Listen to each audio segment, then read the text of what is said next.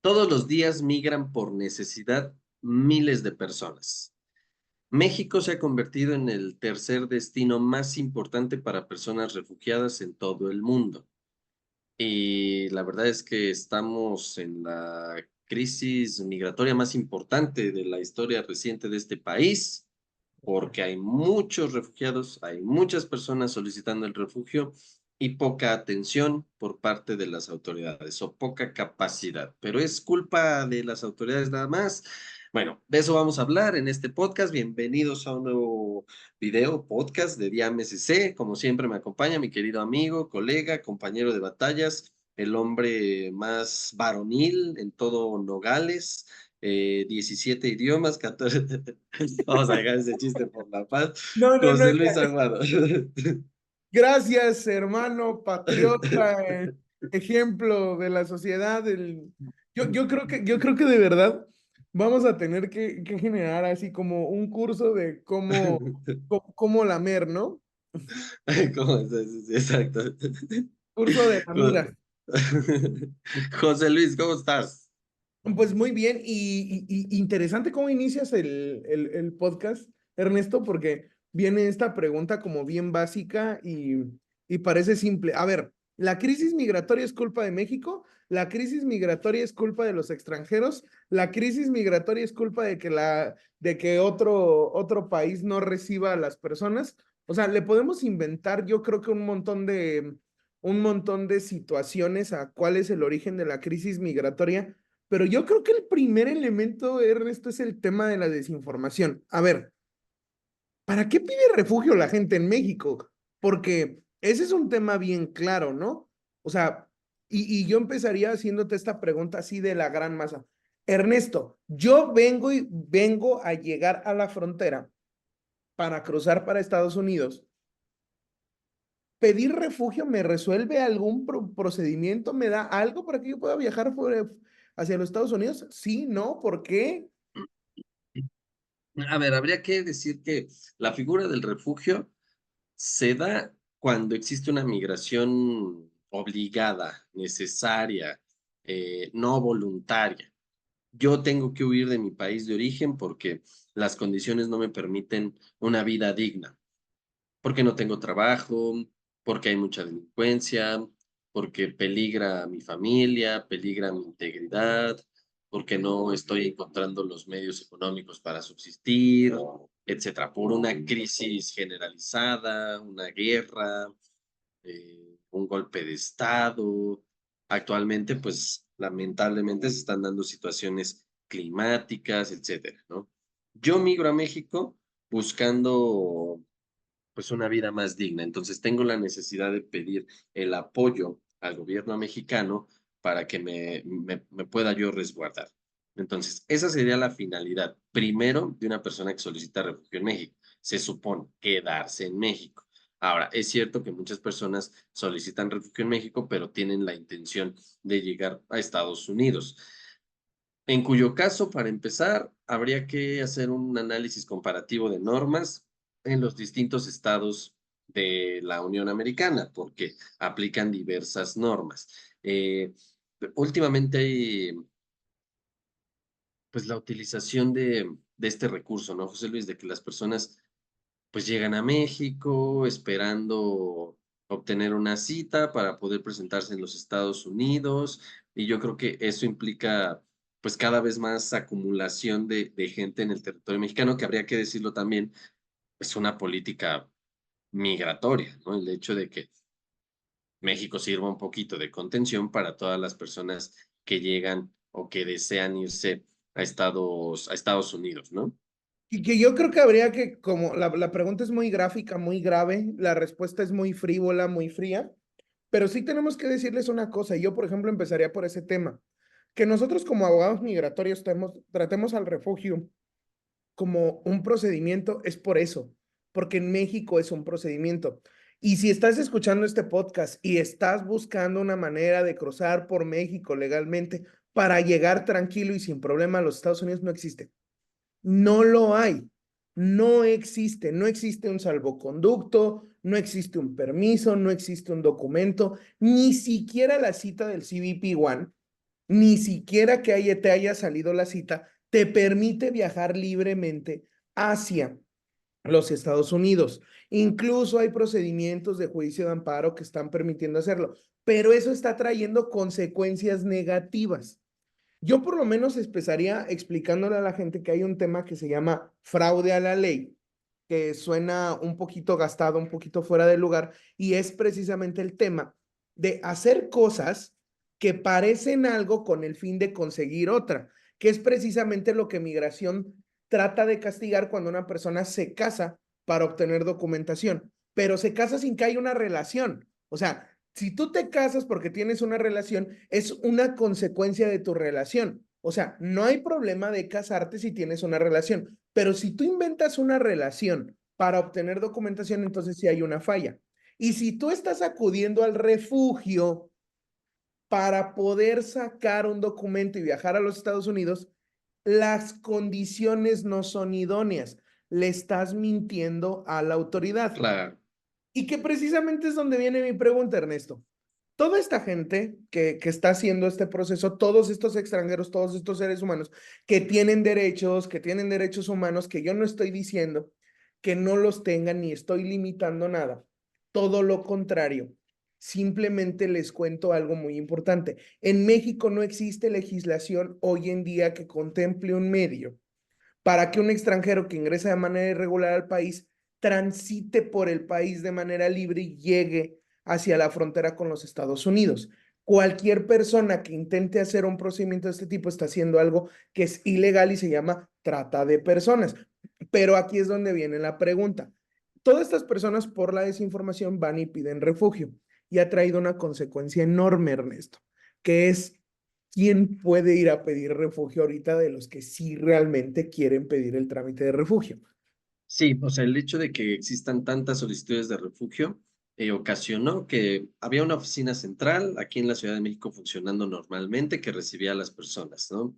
Eh, de repente, pues hubo diversos conatos, incluso violentos, de gente que llegaba, eh, caravanas completas queriendo pedir el refugio. Entonces, se estableció una nueva sede que está ahorita ubicada Tláhuac, poquito lejos de la zona céntrica de la Ciudad de México, y la gente tiene que ir a formarse, esperar incluso 1 o 2 días, se le otorga se dan fichas, turnos, y se da una fecha posterior para poder presentar el trámite. O sea, es muy complicado. Realmente es que pocas personas que quieren acceder al refugio en México la tienen fácil. Entonces, esto está haciendo que las cosas sean muy complicadas. Por lo tanto, nosotros consideramos que hay forma de que se presente un refugio tal como la ley lo establece, que es a través de una representación legal, ¿no?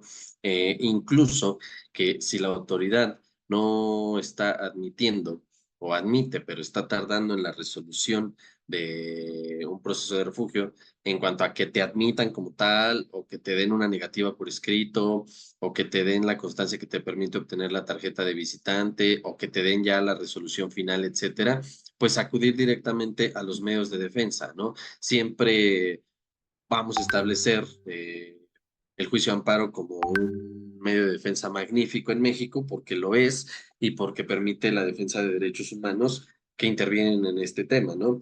El derecho de audiencia, el debido proceso, la legalidad, que tiene que ver con el cómo se llevan a cabo los procesos, con el tiempo que se tarda la autoridad en resolver, con que si está resolviendo o no. Entonces, yo diría, ¿no, José Luis? Si, a ver, si tú estás intentando presentar tu trámite de refugio, pero la autoridad no te da los medios, pues acudir a otro medio jurídico, ¿no? Porque dice la ley de refugiados, una solicitud de refugio se puede presentar ante cualquier autoridad prácticamente.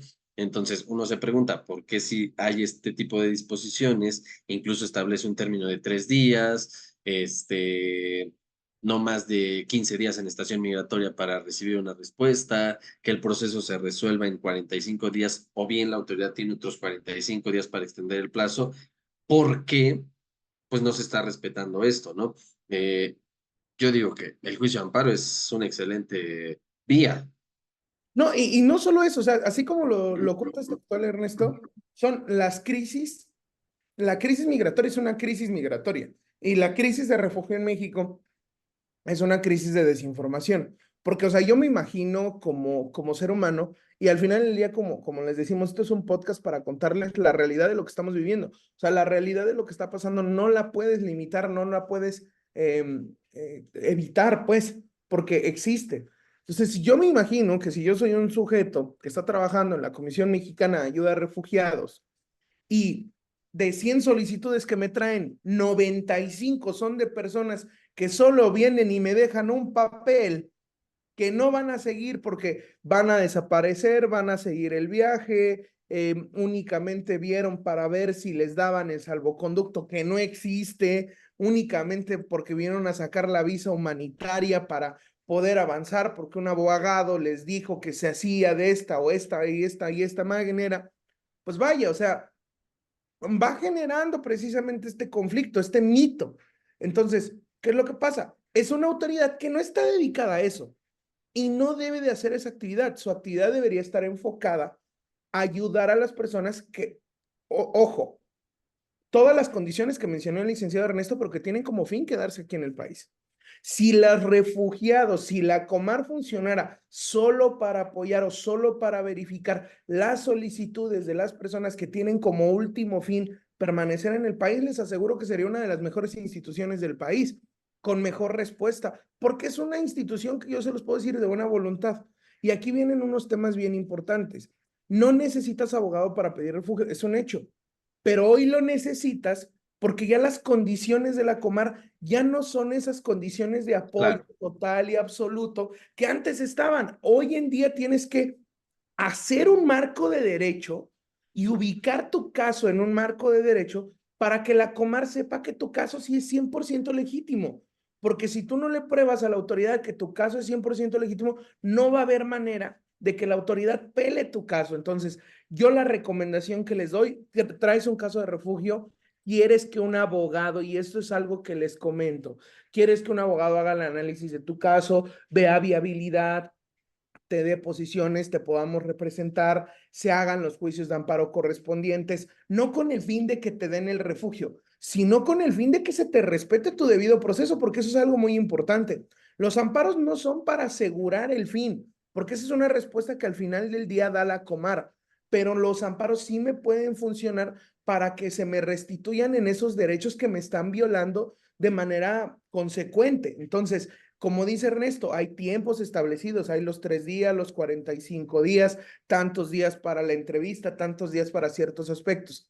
Invitación, quiero una asesoría completa, sí es una asesoría que requiere de un pago, que requiere de un espacio. ¿Por qué? Porque no es como darles una asesoría de cumplir con un requisito A, B, C y D, como pasa en muchos casos con migración. Es un procedimiento que no me dejarás mentir, Ernesto, y con esto pues quiero terminar la idea y despedir un poquito el video, que analizar un caso de refugio parecerá muy sencillo, pero ¿cuál es el otro problema? No me dejarás mentir, Ernesto. Esta parte de que todo mundo va y cuenta exactamente la misma historia porque hablaron con exactamente el mismo sujeto, que fue exactamente el mismo sujeto que los dejó en tal estado, que les dijo que se esperaran ahí y que fueran a decir a la Comar exactamente lo mismo, ¿no? claro, o sea, hay mucha desinformación y pues mucha gente apoyando, entre comillas, a los refugiados cuando no es así, cuando realmente lo que se hace es entorpecer una solicitud o meter en problemas al extranjero o que el extranjero directamente arriesgue su vida y su integridad. Pero habría que aclarar, la Comar ha sido una institución maravillosa desde su existencia, pero pues aquí sí la crítica, ¿no? La verdad es que es una institución que funciona con nada de recursos, o sea, poca gente, ¿no? Necesitaríamos darle la importancia a la figura del refugio tal como se le tiene que dar, tal como se le da, por ejemplo, en los Estados Unidos, pero también como se le tiene que dar. Comenzamos diciendo, somos el tercer país que más solicitudes de refugio recibe en el mundo. Entonces, lo peor que podemos hacer es decir, bueno, pues tengamos una institución pequeñita, burocraticemos en exceso, porque finalmente si la Solo crisis, tengamos 6 oficinas en todo el país. demos 5 turnos al día, resolvamos lentísimo. Bueno, finalmente, si ya hay una crisis, si ya está una crisis social, esto se va a convertir en una crisis, digo, no lo quisiera yo decir así, toco madera, pero incluso de carácter político. Es Y ya lo correcto. estamos viendo. Hay gente refugiada, pues en casas de campaña, en la central de autobuses del norte, gente viviendo fuera del metro, aquí en la Ciudad de México, el Metro Hidalgo, se empiezan a ver esas cosas que realmente no se veían, no vamos muy lejos, hace 3 años, ¿no?